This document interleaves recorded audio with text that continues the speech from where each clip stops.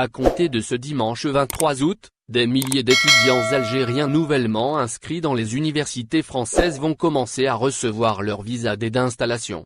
La France leur a ouvert ses frontières et ils pourront désormais voyager pour rejoindre leurs universités.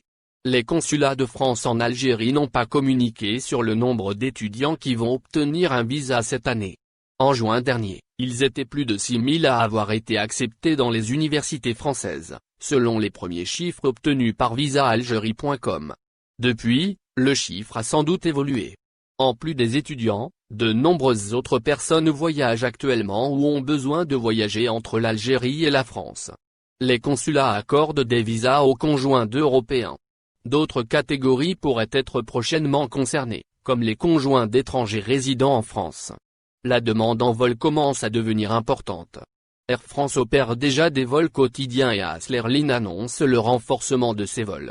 Sur présentation d'un visa d'étudiant, la compagnie aérienne Hasler Line accorde une remise sur le billet entre l'Algérie et la France quelle que soit la destination.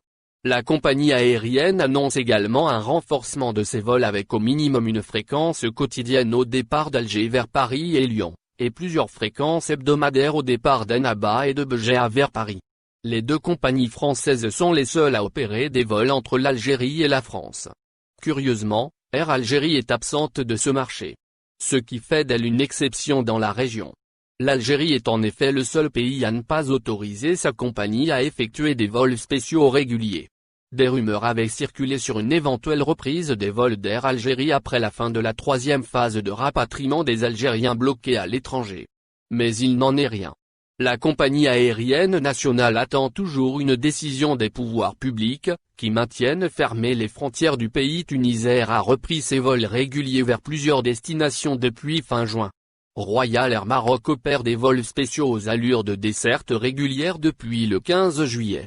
Et toutes les compagnies européennes ont repris leurs vols. Comme toutes les compagnies, Air Algérie a sans doute besoin de renflouer un peu ses caisses, vidées par la crise du coronavirus.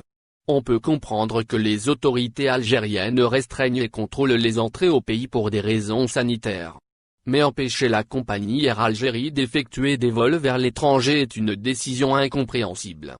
Au final, n'oubliez pas de vous abonner à la chaîne et appuyer sur la cloche pour recevoir toutes les nouvelles.